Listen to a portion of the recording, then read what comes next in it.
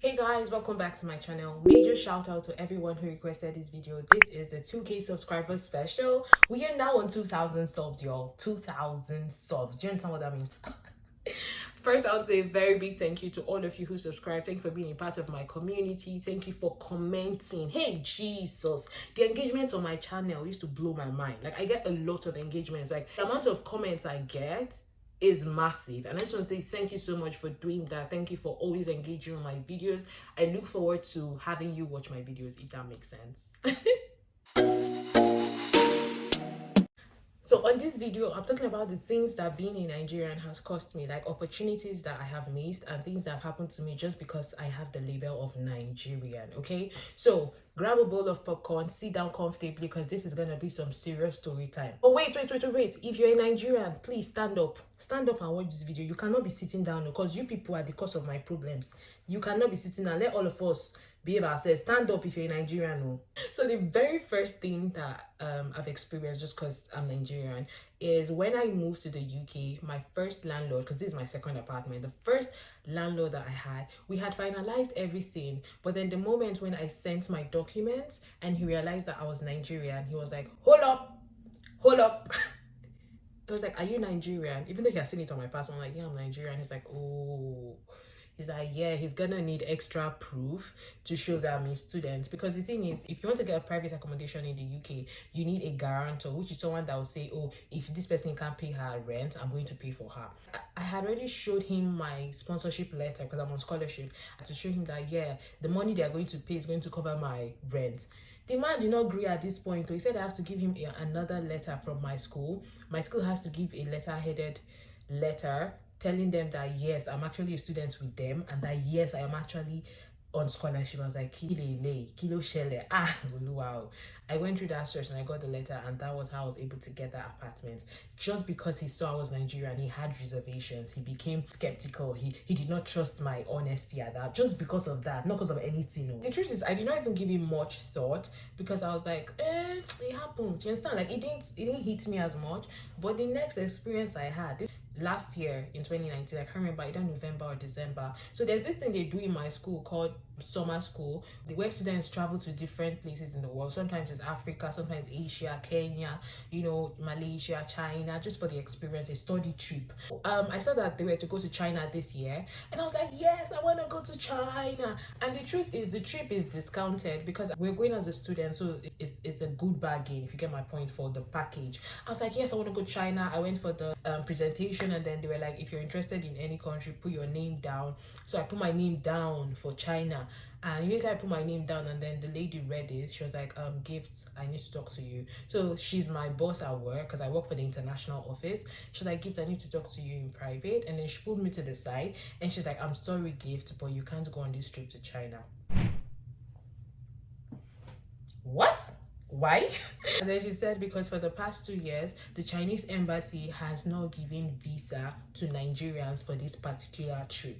She was like, I can go ahead and apply you and join them and do the whole process, but that she knows that I will not get my visa and that she doesn't want me to spend money on the whole visa process, and at the end I don't get it. I was like, hey, Chineke, now they have come for me. The Nigerian reputation have come for me. But when she said that, I was so hot, like I was so pissed. I was like, Jesus Christ, what is the meaning of this? I was like, that does not make any sense, because if they are worried that maybe if I go there I won't come back, the fact that I'm going with a school, it should be enough reason to tell them that if I go to China, I will come back because I have to complete my studies. I mean, will I go to China and then I'll start roaming the streets of China? I don't understand though. Like, it did not make any sense to me, and it really, really hurt. I even had to tweet about it, and I'll put the tweet up here, you can read it. Like, it was so annoying that I was denied an opportunity just because of the label Nigerian. Not because I did anything. No, I'm Nigerian. That's finished. End of story. Case closed. On to the next one. I think until you travel abroad, you don't really understand what it means to be Nigerian to the world. In Nigeria, all of us are Nigerians. It doesn't affect anybody. For me, like, I never knew that being a Nigerian outside the country can actually limit my opportunities and deny me access to certain things. Until you leave Nigeria, before you realize being Nigerian comes with its own consequences. And it's so annoying because even the news media does not help. They're always propagating every bad story. That's the one you see in red headlines. Nigerian scammer does this. Nigerian does this. Hush puppy. You know, all of that is just like, this is not fair, because you're just basing a whole nation on the actions of like 50 or 100 people. We are 190 million people. All of us are not bad. There are good, honest people in Nigeria. If you don't know anyone, you know me. I'm honest. Okay? But that's just by the way. Let's move right along. The one that hurt me the most, the one that really hit home for me, was when I went to Switzerland with my friends. If you've not seen the video, check it up here, watch it. And then on the way back, I had serious issues at immigrations, okay? So I had done the whole check and everything. I was now at the boarding gate. That is, after this gate is to enter the plane. That's where they'll just check your passport and your ticket. So when it got to me, they checked my passport and my ticket. And then when the girl saw that I was Nigerian, next thing she's like, please step aside. I'm like, I stepped to the side. My friends all passed through. They kept on with the whole boarding passes. Everybody checked in, and next thing the lady's like, I have to open my bag. That's my hand luggage. I'm like, but I said, but I've already gone through security. Nothing was found in my bag. If not, I won't be at the boarding gates, obviously. And she looked at me, and I just realized, Chidera, arguing at this point does not make any sense, because it's just making them more suspicious of me. And I was like, fine, open my bag, check it, it's fine. And they opened my bag, and I don't know what they're searching for. No, I don't know what they're looking for. Then they searched the bag, and then she did not find anything, and then they closed the bag. I was like, okay, can I go now? She's like, no, I'm sorry, but you still have to wait. Whew, they were testing my patience, Lord. And I'm like, okay, no problem, I'll wait.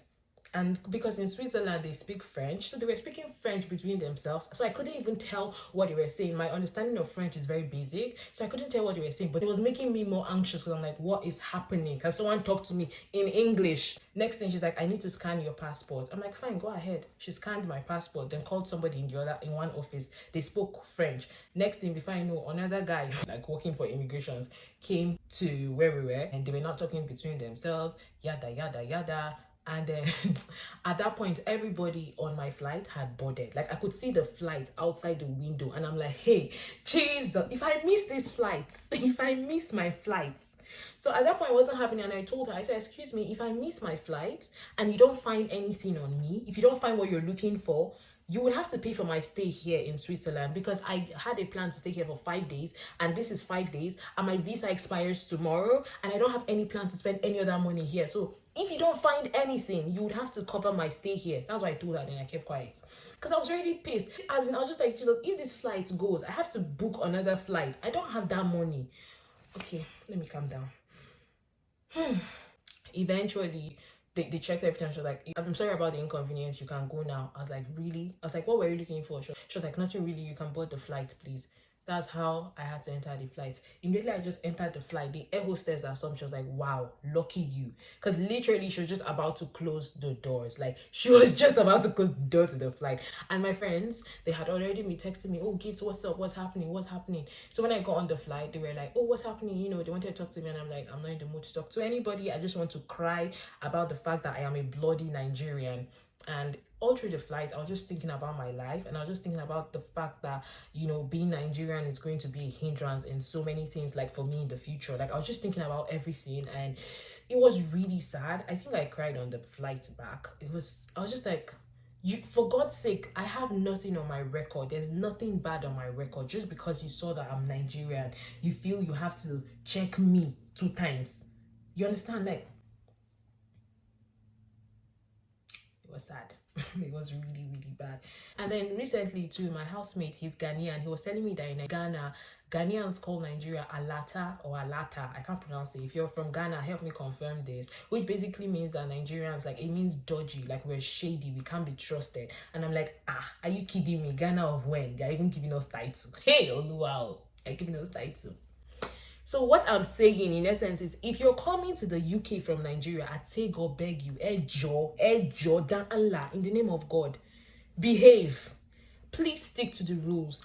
Please do not come and tarnish our image. Do not add more bad records to the already existing reputation that we have. I beg you, please be honest. Please live right. Because you people are costing me a lot of things. You're costing me a lot of things, and I'm not finding it funny. All of us Nigerians, we need to behave. Please, I'm begging you. Please. Okay guys, so major shout out to all of you who requested this video. I did it for you because you're the real MVP. And of course, leave a comment down below. Let me know if you've experienced anything like this. As because you're Nigerian or something, just let me know.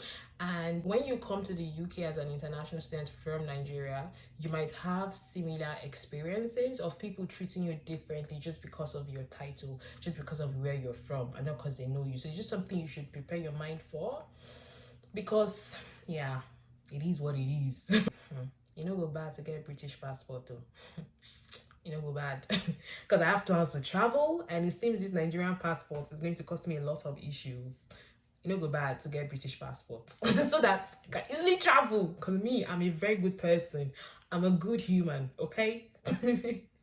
All right, guys, I hope you enjoyed this video. Till next time, thank you so much for watching. Bye bye.